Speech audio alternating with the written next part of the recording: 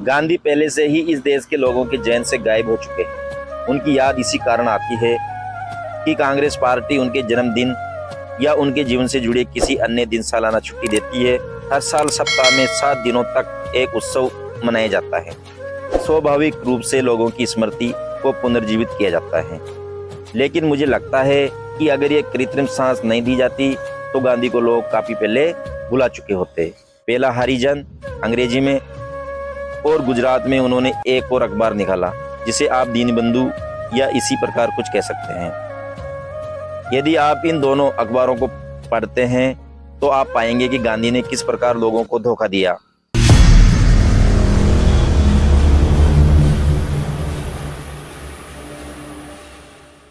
जय भीम साथियों, जय भीम। गांधी और अंबेडकर के बीच संबंध कैसे थे, इस सवाल पर लंबी बहस होती रही और काफी कुछ कहा सुना जा चुका है।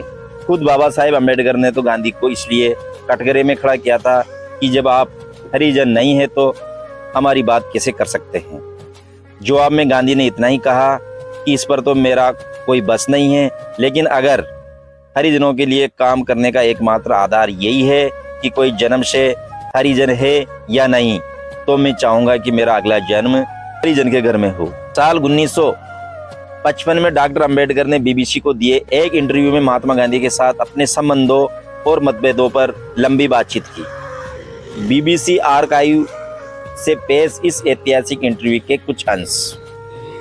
बाबा साहेब भीमराव अंबेडकर बोलते हैं इंटरव्यू में, बीबीसी को दिए हुए इंटरव्यू में वो बताते हैं, मैं 1929 में पहली बार गांधी से मिला था। एक मित्र के माध्यम से एक कॉमन दोस्त थे जिन्होंने गांधी को मुझसे मिलने को कहा था। गांधी ने मुझे खत लिखा था कि वो मुझसे मिलना चाहते हैं, इसलिए मैं उनके पास गया और उनसे मिला। ये गोलमेज सम्मेलन में भाग लेने के लिए जाने से ठीक पहले की बात है। फिर वह दूसरे दौर के गोलमेज सम्मेलन में आए। पहले दौर के सम्मेलन के लिए नहीं आए थे। उस दौरान वो वहाँ 5-6 महीने रुके। उसी दौरान मैंने उनसे मुलाकात की, मैं भी उनसे मुलाकात हुई। पुनः समझौते पर हस्ताक्षर करने के बाद भी उन्होंने मुझसे मिलने को कहा, लिहाजा मैं उनसे मिलने के लिए गया। जब गांधी, यही वो वक्त था जब मैंने गांधी से मुलाकात की, लेकिन मैं हमेशा कहता रहता हूँ कि तब मैं एक प्रतिद्वंदी की हैसियत से गांधी से मिला। मुझे लगता है कि मैं उन्हें अन्य लोगों की तुलना में बेहतर जानता हूँ, क्योंकि उन्होंने मेरे सामने अपनी असलियत उजागर कर दी। मैं उस शख्स के दिल में झांक सकता था। आमतौर पर भक्तों के रूप में उनके पास जाने पर कुछ नहीं दिखता सिवाय बाहरी आवरण के, जो उन्होंने महात्मा के रूप में ओढ़ रखा था। लेकिन मैंने उन्हें एक इंसानियत की हैसियत से देखा, उनके अंदर के नंगे आदमी को देखा। लिहाजा मैं कह सकता हूँ कि जो लोग उनसे जुड़े थे मैं उनके मुकाबले बेहतर समझता हूँ। सवाल बीबीसी हिंदी चैनल पर जो उनका इंटरव्यू लिया गया, तो उनसे सवाल करते हैं, आपने जो भी देखा उसके बारे में संक्षेप में क्या कहेंगे। इस पर बाबा साहब अंबेडकर कहते हैं, खैर शुरू में मुझे यही कहना होगा कि मुझे आश्चर्य होता है कि जब बाहरी दुनिया और विशेषकर पश्चिमी दुनिया के लोग गांधी में दिलचस्पी रखते हैं। मैं समझ नहीं पा रहा हूँ, वो भारत के इतिहास में एक प्रकरण था, वो कभी एक युग निर्माता नहीं थे। गांधी पहले से ही इस देश के लोगों के जहन से गायब हो चुके हैं। उनकी याद इसी कारण आती है कि कांग्रेस पार्टी उनके जन्मदिन या उनके जीवन से जुड़े किसी अन्य दिन सालाना छुट्टी देती है। हर साल सप्ताह में 7 दिनों तक एक उत्सव मनाया जाता है। स्वाभाविक रूप से लोगों की स्मृति को पुनर्जीवित किया जाता है, लेकिन मुझे लगता है कि अगर ये कृत्रिम सांस नहीं दी जाती तो गांधी को लोग काफी पहले भुला चुके होते। बीबीसी लंदन वाले स्टूडियो वाले उनसे सवाल करते हैं बाबा साहब से, क्या आपको ऐसा नहीं लगता कि उन्होंने मूलभूत बदलाव किए।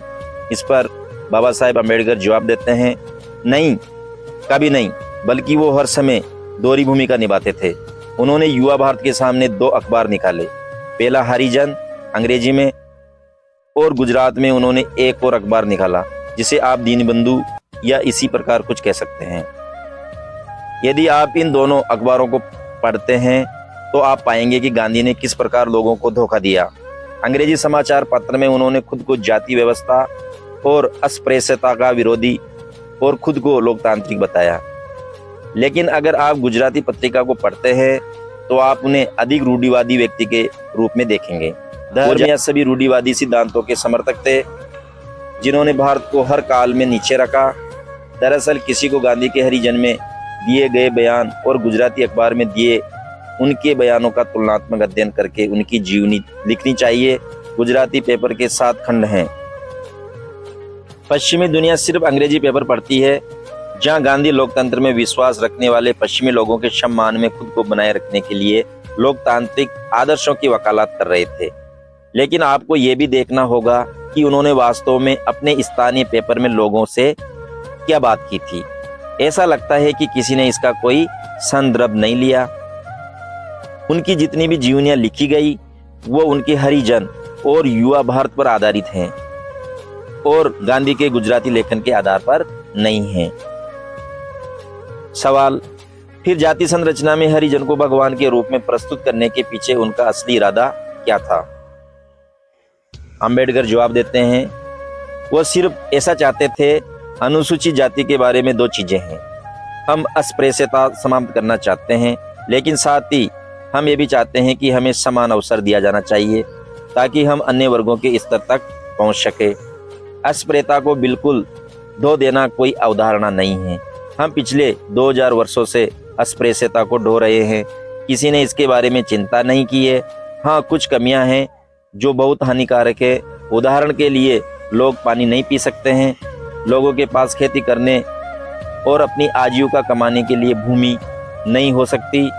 लेकिन उससे भी महत्वपूर्ण अन्य चीजें हैं, अर्थात देश में उनकी स्थिति एक समान होनी चाहिए और उनके पास उच्च पदस्थ होने के अवसर भी होने चाहिए ताकि न केवल उनकी गरिमा बढ़े बल्कि वो रणनीतिक स्थितियों में रहते हुए अपने लोगों की रक्षा कर सके।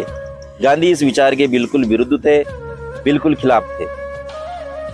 सवाल, वो गांधी मंदिर में प्रवेश होने जैसे मुद्दों से संतुष्ट थे।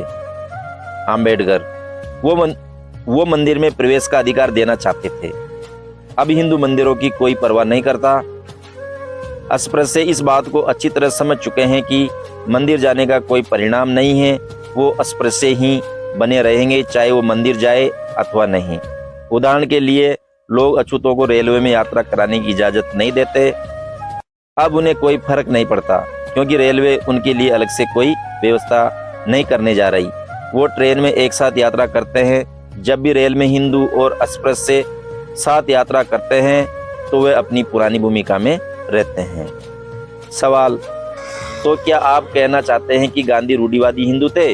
अंबेडकर, हाँ, वो बिल्कुल रूढ़िवादी हिंदू थे। वो कभी एक सुधारक नहीं थे। उनकी ऐसी कोई सोच नहीं थी।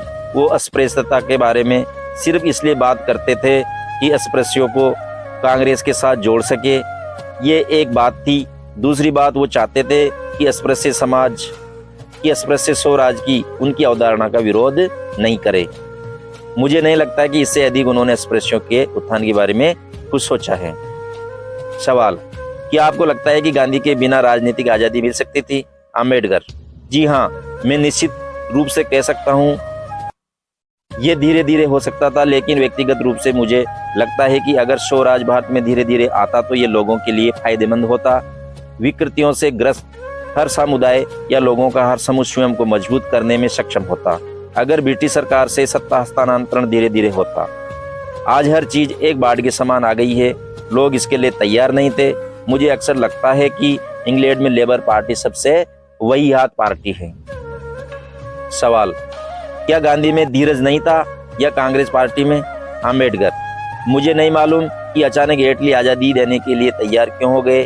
ये एक गोपनीय विषय है जो मुझे लगता है कि एटली किसी दिन अपनी जीवनी में दुनिया के सामने लाएंगे। वो उस मुकाम तक कैसे पहुंचे, किसी ने अचानक इस बदलाव के बारे में नहीं सोचा था। किसी ने उम्मीद नहीं की थी। ये मुझे अपने आकलन से लगता है। मुझे लगता है कि लेबर पार्टी ने 2 कारणों से ये फैसला किया है। पहला है सुभाष चंद्र बोस की राष्ट्रीय सेना। इस देश पर राज कर रहे ब्रिटिश को पूरा भरोसा था कि देश को चाहे कुछ भी हो जाए और राजनीतिज्ञ चाहे कुछ भी कर ले, लेकिन इस मिट्टी के प्रति अपनी प्रतिबद्धता नहीं बदलेंगे। इस सोच के साथ वो अपना प्रशासन चला रहे थे। उस सोच को बुरी तरह धक्का पहुंचा जब उन्हें पता चला कि सैनिक एक पार्टी या बटालियन बना रहे हैं जो ब्रिटिश को उखाड़ फेंकेगी। मुझे लगता है कि ऐसे में ब्रिटिश इस नतीजे पर पहुंचे कि अगर उन्हें भारत पर शासन करना है तो इसका इकलौता आधार ब्रिटिश सेना से संचालन हो सकता है। 1857 की बात करें, जब भारतीय सैनिकों ने ईस्ट इंडिया कंपनी के खिलाफ विद्रोह कर दिया था, उन्होंने पाया कि ब्रिटिश के लिए यह संभव नहीं होगा कि वो भारत में लगातार इतनी यूरोपीय सेना मुहैया कराते रहें जिसके जरिए शासन किया जा सके।